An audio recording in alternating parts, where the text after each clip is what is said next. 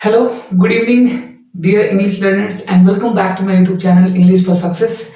And today we are going to discuss parts of sentences. Uh, Sentence based on purpose, sentence based on feature, and sentence based on structure. And today we are going to discuss the part of sentence. आज हम लोग discuss करने जा रहे हैं sentence के parts, भाग कौन कौन से होते हैं, एक वाक्य के भाग कितने होते हैं और किस टाइप के होते हैं। ओके, तो पिछले 3 सेशन पे हम लोगों ने कंप्लीट किया सेंटेंस के जो अलग अलग टाइप्स है, जैसा कि मैंने अभी बताया। तो आज के इस सेशन में हम लोग देखेंगे कि सेंटेंस के भाग क्या है और उसको पहचानने का तरीका और ग्रामर में इसका यूज किस तरीके से करते हैं उस पर हम लोग चर्चा करेंगे। ओके, तो चलते हैं, लेट्स गेट स्टार्टेड। किसी भी सेंटेंस के 3 पार्ट हो सकते हैं, हम उससे भाग हो सकते हैं, सब्जेक्ट, वर्ब, ऑब्जेक्ट।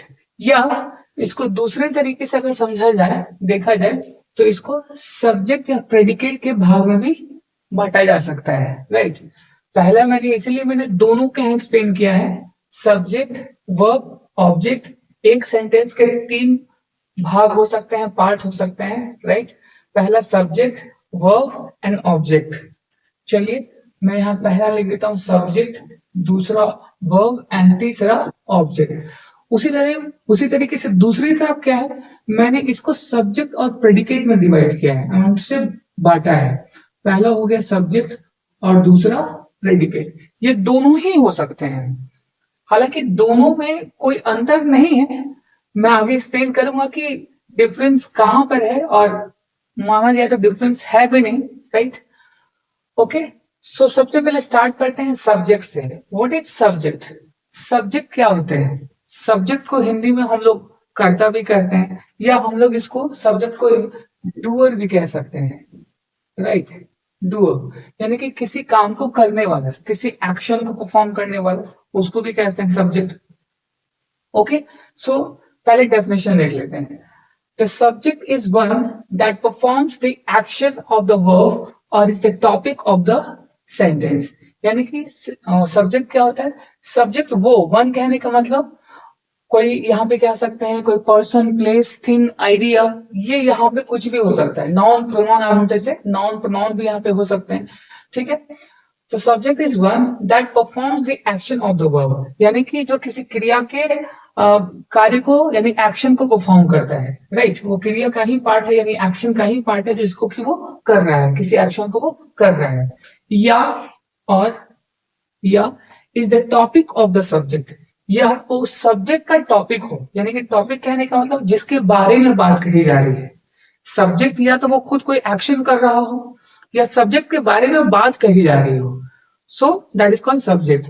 मैंने इसका दूसरा डेफिनेशन भी यहाँ लिया है, और मैंने यहाँ दूसरा डेफिनेशन भी लिया है, और द पर्सन, प्लेस और थिंग, पर्सन, प्लेस और thing the sentence is about which performs the action.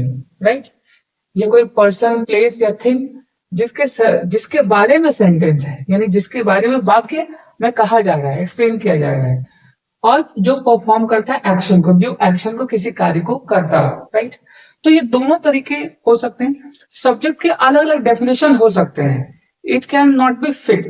Right, इसको फिक्स नहीं किया जा सकता। तो सिंपली आप समझिए, कोई सब्जेक्ट वो हो सकता है जो कोई एक्शन करता हो, या जिसके बारे में सेंटेंस में चर्चा की जा रही है, जिसके बारे में सेंटेंस में बात कही जा रही है। ये दोनों ही सेंटेंस सब्जेक्ट हो सकते हैं। जैसे कि हम लोग पैसिव पार्ट में पढ़ते हैं, एक्टिव सब्जेक्ट और पैसिव सब्जेक्ट, यानी एक्टिव सेंटेंस और पैसिव सेंटेंस।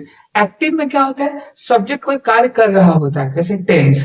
राइट, टेंस क्या है, टेंस में एक्शन होता है, ये जो सब्जेक्ट कार्य करते हैं। पैसिव में क्या, सब्जेक्ट एक्टिव नहीं होता, इनएक्टिव होता है, निष्क्रिय होता है, उसके बारे में बात कही जाती है, या उसके बारे में कोई आइडिया, थॉट रिप्रेजेंट किया जाता है। So that is the difference. I hope कि ये एक्सप्लेनेशन क्लियर हुआ होगा आप लोग को। मैंने यहाँ कुछ एग्जाम्पल्स भी लिखे हैं, देखते हैं। Advika writes a letter, Advika एक पत्र लिखती है। राइट, अब यहाँ पे आप देख सकते हैं अद्विका यहाँ पे क्या है, नाउन है और एक सब्जेक्ट है। वो काम क्या कर रही है, लिखने का। राइट्स यहाँ पे मेन वर्ब है। वो क्या लिखती है, एक लेटर को लिखती है, ठीक है। तो ये लेटर इसका क्या हो जाएगा, ऑब्जेक्ट हो जाएगा। ए डिटर्मिनेंट है, लेटर ऑब्जेक्ट, ठीक है। लेटर भी नाउन है यहाँ पे। मैं इस पे फिर से आऊंगा। The sun rises in the east. अब यहाँ पे द सन क्या है, सब्जेक्ट है। राइजेस यहाँ पे मेन वर्ब है, क्योंकि थर्ड पर्सन सिंगुलर नंबर सन, और इसलिए इसमें वर्ब में एस और एस का यूज किया गया, ईएस का यूज किया गया है, तो एस का। इन the east, in the east कहने का मतलब पूर्व में। अब ये इस वर्ब का ये पूरा ही पूरा क्या है, ऑब्जेक्ट है। हालांकि ये प्रपोजिशन से स्टार्ट हुआ है और ये प्रपोजिशन का ऑब्जेक्ट है। द ईस्ट क्या है, प्रपोजिशन का ऑब्जेक्ट है। ये भी हम लोग आगे भी पढ़ने वाले हैं। Arabic is famous for his talent of singing, यानी कि अरबिक फेमस है अपने सिंगिंग के टैलेंट को लेकर, यानी कि उसकी जो गाने की जो टैलेंट है, एक उसका जो हुनर है, उसके लिए वो फेमस है। Arabic is famous for his talent in singing, not in singing, right.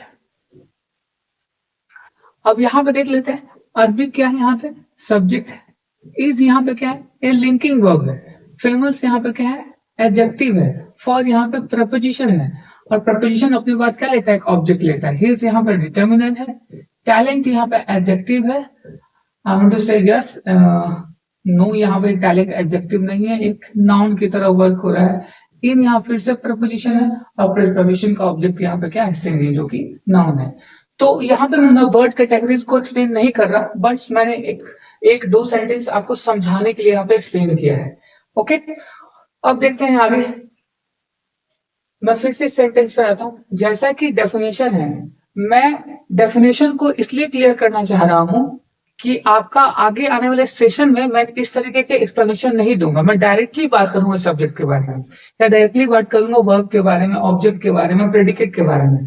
तब वहां पे आपके कॉन्सेप्ट क्लियर होने चाहिए, यानी कि जो मैं चीजें यहाँ पे एक्सप्लेन कर रहा हूँ डेफिनेशन के साथ, उसे आपको ध्यान में रखना होगा। तभी आगे आने वाले जितने भी सेशन है वहां पे बेसिक कंटेंट से या चीजों से, रूल से या उसके कॉन्सेप्ट से आप जुड़ पाएंगे, नहीं तो उसको समझने में मुश्किल हो सकती है। ओके, अरबिका यहाँ पे क्या है, अरबिका यहाँ पे डूअर है, यानी कि एक सब्जेक्ट है जो किसी एक्शन को कर रहा है। वो क्या एक्शन कर रहा है, तो अरबिका क्या कर रही है, वो एक लेटर लिख रही है। लिखने का काम क्या है, यहाँ पे एक्शन क्या हो रहा है, लिखना। लिखना एक्शन है, ठीक है, वो किसी काम को हो रहा है। क्या लिखा जा रहा है, लेटर लिखा जा रहा है, ठीक है। सब्जेक्ट वर्ब ऑब्जेक्ट, ठीक है। The sun rises in the east. Sun सूरज पूरब में उगता है। तो सन यहाँ पे क्या है, एक्टिव पार्ट है, यानी कि यहाँ भी अरबिका भी डूअर है और सन भी डूअर है, यानी किसी कार्य को करने वाला है। तो वो क्या कर रहे हैं, वो राइज कर रहा है, उगना, उदय होना। इन द ईस्ट, पूरब में वो उगता है, ठीक है। तो सन यहाँ पे क्या है, सब्जेक्ट है, डूअर है, यहाँ पे राइजेस मेन वर्ब, और ये इसके क्या है, ऑब्जेक्टिव वाली पार्ट है। फिर से यहाँ देखो, Arabic is famous for his talent in singing, ठीक है।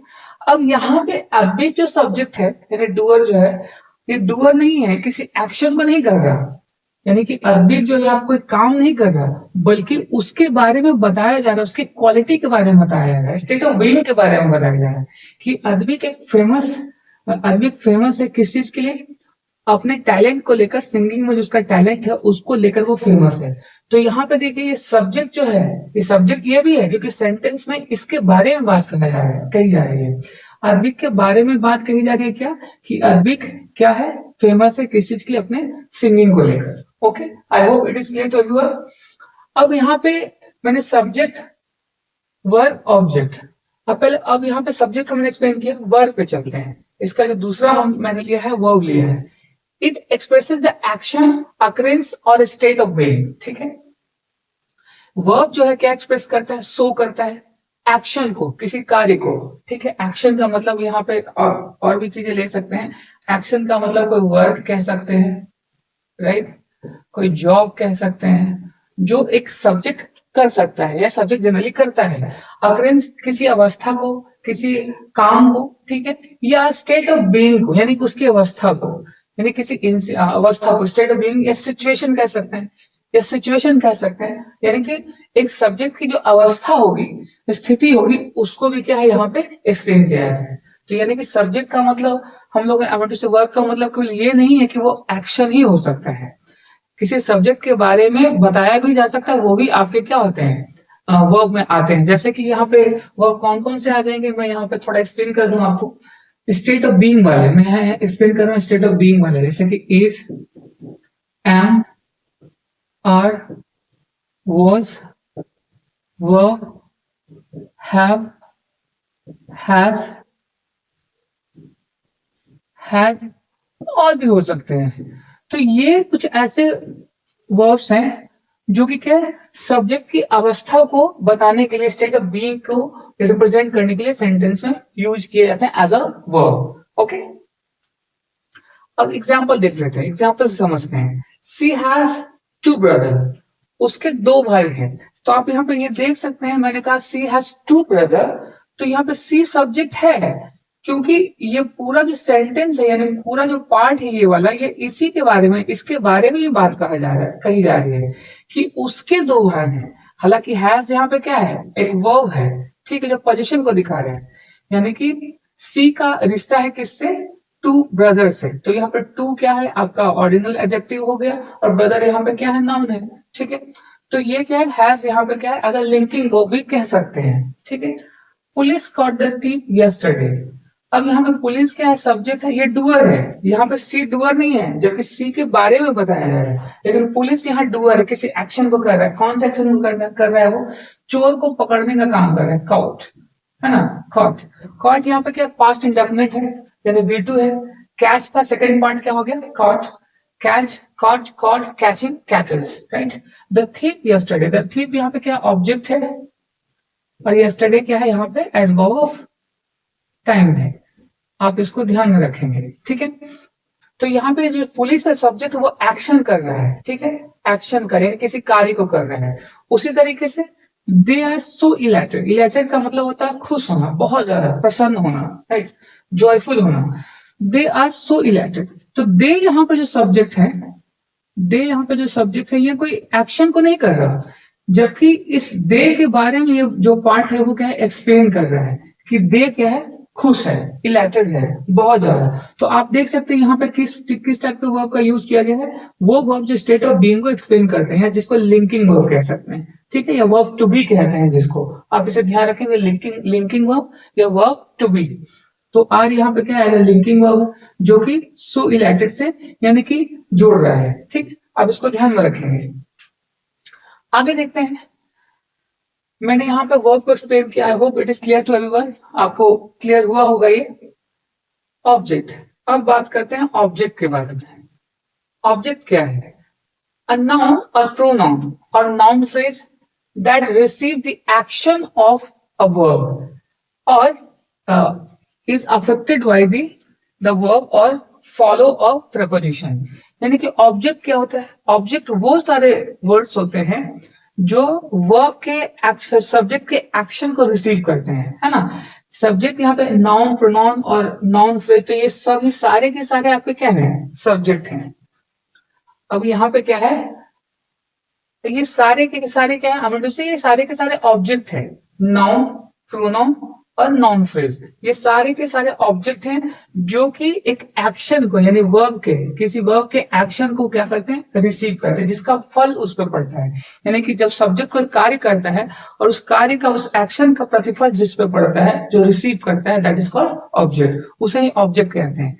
चलिए इसको डेफिनेशन से समझते हैं। अच्छा, एक और पार्ट यहाँ पे है, is affected by the verb. हाँ, ये वर्ब से अफेक्ट होता है, यानी वर्ब उसको अफेक्ट करता है, उस पर प्रभाव डालता है।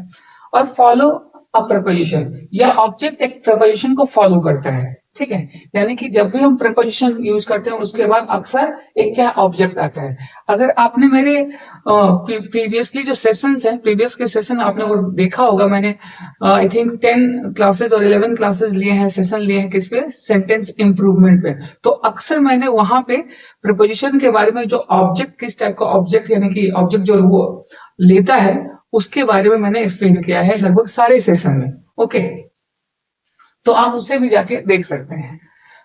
अब चलते हैं, एग्जाम्पल डिस्कस कर लेते हैं। I found the book, right, I found the book, मुझे बुक मिल गई, ठीक है। आई फाउंड द बुक, कोई खास बुक की बात की जाए तो मुझे वो बुक मिल गई। अब यहाँ देख सकते हैं आई यहाँ पे सब्जेक्ट है, ये क्या है, एक प्रोनाउन है। फाउंड यहाँ पे क्या है, V2 है, पास्ट इंडेफिनिट, यानी कि फाइंड का जो सेकंड फॉर्म होता है क्या है, वो फाउंड। द बुक यहाँ पे क्या है, ऑब्जेक्ट है। अब यहाँ पे देख सकते हैं आई फाउंड द बुक, ठीक है।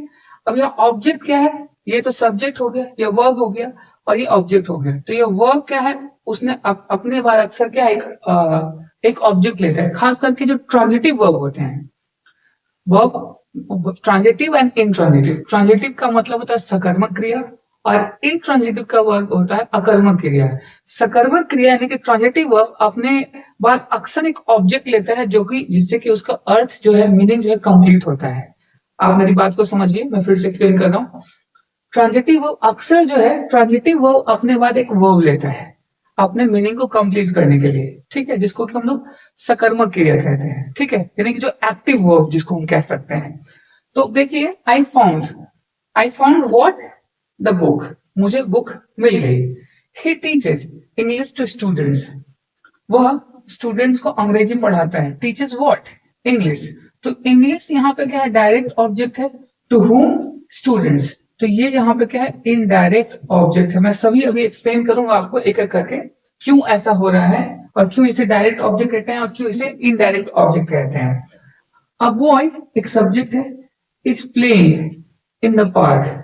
अभी प्लेइंग यहाँ पे, इज यहाँ पे हेल्पिंग वर्ब है, प्लेइंग यहाँ पे मेन वर्ब है, जो कि आप देख सकते हो वर्ब प्लस आईएनजी का यूज यहाँ पे किया गया, जेरेंट का पार्ट है, ठीक है, हालांकि प्रेजेंट पार्टिसिपल है। इन यहाँ पे क्या है, प्रपोजिशन है, और प्रपोजिशन का ऑब्जेक्ट यहाँ पे क्या है, द पार्क, नाउन है। अभी हम लोगों ने क्या देखा था, फॉलो अ प्रपोजिशन। ऑब्जेक्ट क्या है, प्रपोजिशन को फॉलो करता है। यहाँ प्रपोजिशन और उसके बाद क्या है, द पार्क, ऑब्जेक्ट जो नाउन है। यानी कि ऑब्जेक्ट क्या हो सकता है, एक नाउन, प्रोनाउन, या एक नाउन फ्रेज। यानी कि नाउन फ्रेज कहने का मतलब जिसमें एक से अधिक वर्ड, 2, 3, 4 ऐसे हो सकते हैं, ठीक है। तो यहाँ पे हमने क्या देखा कि ये प्रपोजिशन क्या है, ऑब्जेक्ट ले रहा है, और ऑब्जेक्ट क्या है, नाउन है, जो कि इस प्रिपोजिशन को फॉलो कर रहा है, ओके। अब यहाँ पे बात करते हैं प्रेडिकेट की। मैंने 3 पार्ट यहाँ पे एक्सप्लेन कर दिए, 1, 2, 3, और यहाँ पे प्रेडिकेट की बात कर लेते हैं। फिर मैं ऑब्जेक्ट पे फिर से मैं आऊंगा, फिर से आपको एक्सप्लेन करूंगा ऑब्जेक्ट को। पहले प्रेडिकेट को देखते हैं।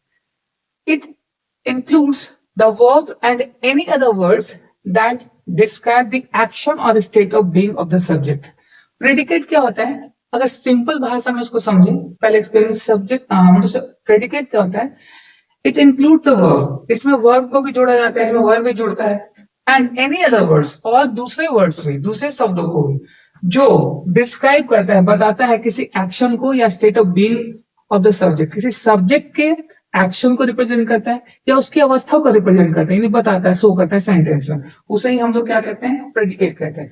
नहीं तो सिंपली आप इसको ऐसे भी समझ सकते हैं, सब्जेक्ट के बाद जो रेस्ट पार्ट होता है, दैट्स कॉल्ड प्रेडिकेट, जिसमें वर्ब भी आते हैं और ऑब्जेक्ट भी आते हैं, है ना। जैसे कि इस वाले सेंटेंस में देख लेते हैं, ये सब्जेक्ट है, और सब्जेक्ट के बाद ये जो पूरा पार्ट है वो क्या हो गया, प्रेडिकेट होता है। ही यहाँ पे सब्जेक्ट है, सब्जेक्ट के बाद ये जो रेस्ट पार्ट है यहाँ तक, ये क्या हो गया, प्रेडिकेट हो गया, ठीक है। अब उसी तरीके से अब बॉय सब्जेक्ट है, सब्जेक्ट के बाद ये पूरा पार्ट है, is playing in the park, ये क्या होगा, ये पूरा का पूरा क्या हो जाएगा, प्रेडिकेट हो जाएगा। आई होप इट इज क्लियर। तो मैंने यहाँ पे प्रेडिकेट को भी एक्सप्लेन किया। तो मैंने आज क्या क्या एक्सप्लेन किया, subject, verb, object and predicate. I hope कि जो मैंने एक्सप्लेन किया है वो क्लियर हो गया होगा। अगर आपके कोई क्वेरी है, क्वेश्चन है, तो आप मुझे कमेंट कर सकते हैं, मैं इंस्टेंट ही आपके क्वेरी को एक्सप्लेन करूंगा, ओके। आगे देखते हैं ऑब्जेक्ट्स। ऑब्जेक्ट्स में मैंने भी कहा था, मैं फिर इस पर डिस्कस करूंगा। ऑब्जेक्ट जो है वो 3 टाइप्स के होते हैं। ऑब्जेक्ट जो है वो 3 टाइप के होते हैं। कौन कौन से? डायरेक्ट ऑब्जेक्ट, इनडायरेक्ट ऑब्जेक्ट, और ऑब्जेक्ट ऑफ द प्रीपोजिशन। हालांकि ऊपर वाले सेंटेंसेस एग्जांपल्स में मैंने एक्सप्लेन किया है, लेकिन देख लेता है, फिर से देख लेते हैं हम लोग। डायरेक्ट ऑब्जेक्ट, डायरेक्ट ऑब्जेक्ट क्या होता है, जो वर्ब सब्जेक्ट के एक्शन को डायरेक्ट रिसीव करते हैं, यानी कि उसका किसी वर्ब का जो एक इफेक्ट जो है, जिस ऑब्जेक्ट, जिस वर्ड पे डायरेक्ट पड़ता है, that is called direct object. इसको मैं एक्सप्लेन करूंगा। इनडायरेक्ट ऑब्जेक्ट कहने का मतलब आप सिंपली समझ सकते हैं, जिसका जो एक्शन का जो कह सकते हैं प्रतिफल जो है, यानी कि इफेक्ट जो है, जिस वर्ड पे डायरेक्ट ना पड़े, so that is called indirect object, okay. और ऑब्जेक्ट ऑफ द प्रिपोजिशन, जिसको कि अभी मैंने एक्सप्लेन किया, जो प्रिपोजिशन के बाद एक जो ऑब्जेक्ट आता है, नाउन प्रोनाउन आते हैं, उसको क्या कहते हैं? Object of the preposition, right? इन दोनों को समझना ज्यादा जरूरी है। ये काफी आसान है। किसी प्रिपोजिशन के बाद अगर कोई नाउन प्रोनाउन आ रहा है तो वो ऑब्जेक्ट होगा, जैसे कि इस वाले सेंटेंस में अभी हम लोगों ने देखा, इन द पार्क। और फॉर दिस टैलेंट या इन सिंगिंग, इन के बाद ऑब्जेक्ट आ रहा है, यहां भी हम लोगों ने देखा। और कहां पे है? हाँ, इन द ईस्ट, इन भी यहाँ प्रपोजिशन है, और द ईस्ट क्या है? ये नाउन है जो कि इस प्रपोजिशन का ऑब्जेक्ट है। तो काफी ज्यादा यहाँ पे है एग्जाम्पल जिसको कि आसानी से समझा जा सकता है। अब बात करते हैं डायरेक्ट एंड इनडायरेक्ट ऑब्जेक्ट की।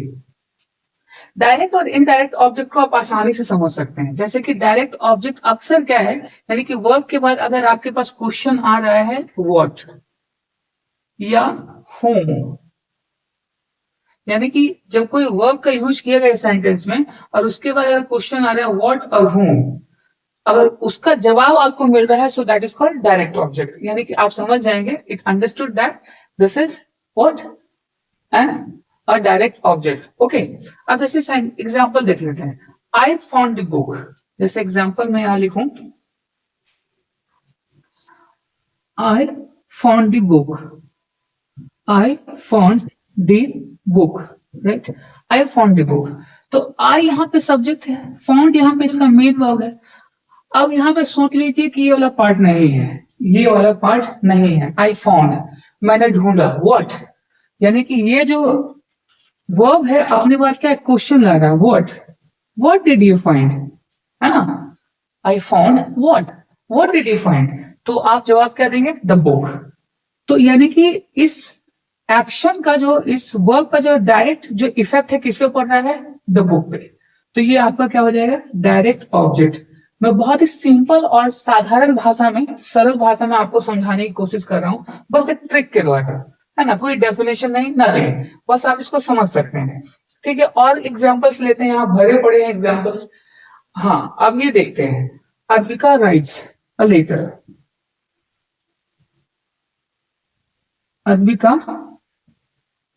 writes a letter, writes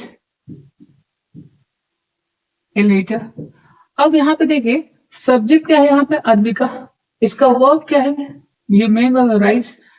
rights what? अब यहाँ भी आप क्वेश्चन पूछ सकते हैं। ठीक है, अगर मैं ए लेटर को हटा दूं तो यहाँ क्वेश्चन क्या आएगा? Advika writes, writes what, writes what, तो आप जवाब क्या देंगे?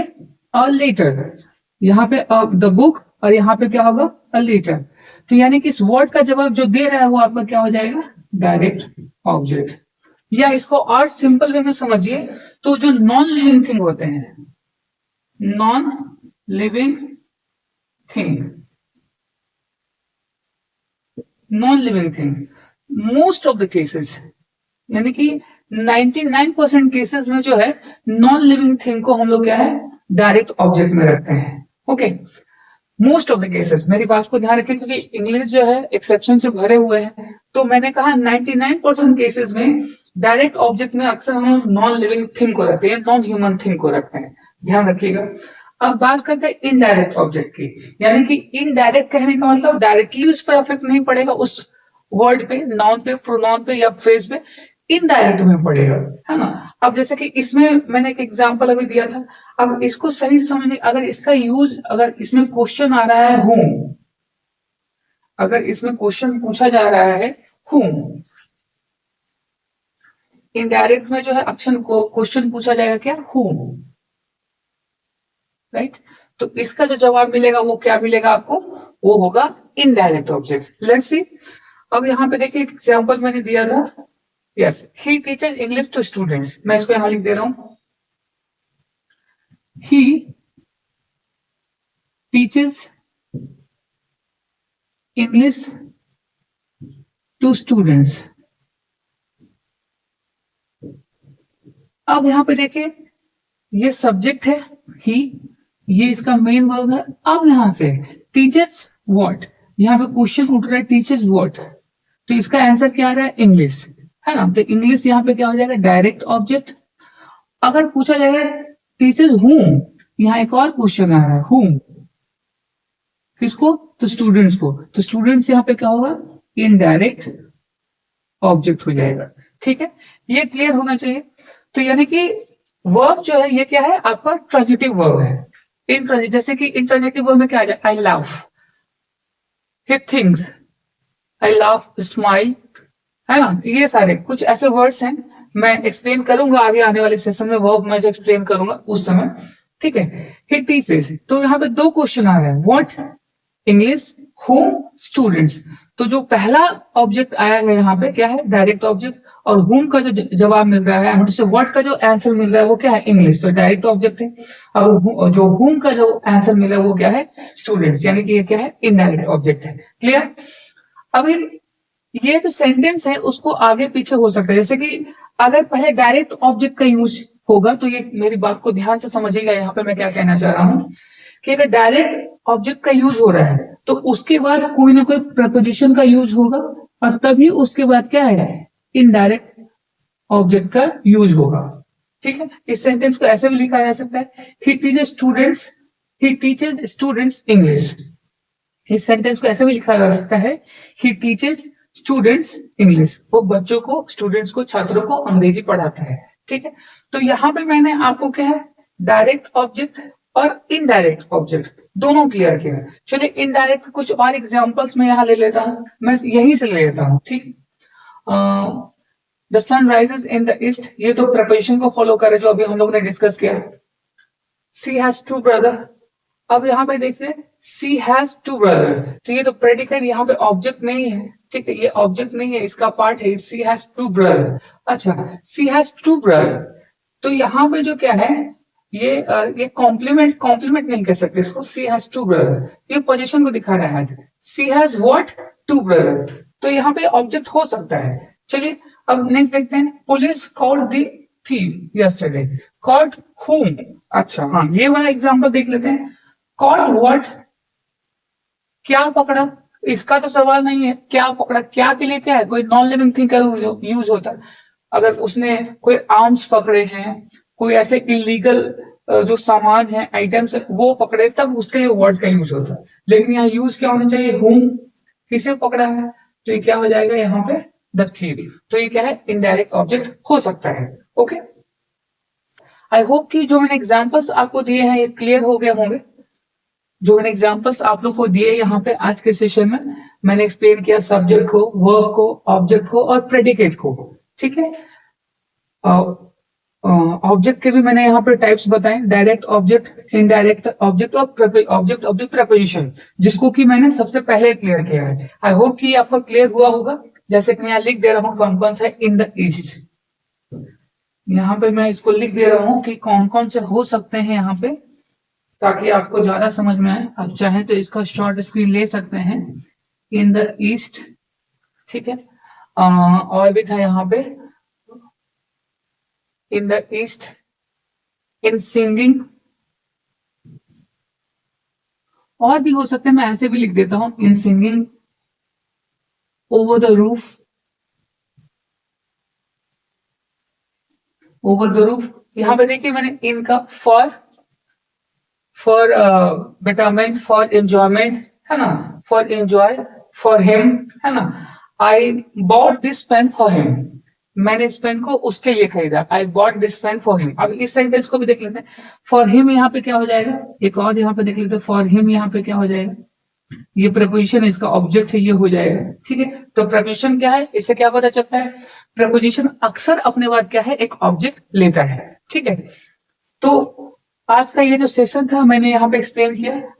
आगे आप लोग अक्सर क्या है, हमें तो से कि आप इस वीडियो को 1-2 बार देखिए, रेगुलर कंटिन्यूअसली, हमें तो से कि फ्रिक्वेंटली 1-2 बार देखिए, 2-3 बार देखिए, तभी इसके पूरे कॉन्सेप्ट आपको अच्छे से क्लियर हो पाएंगे। हर एक एक्सप्लेनेशन को, एग्जांपल्स को आप देखिए और समझिए।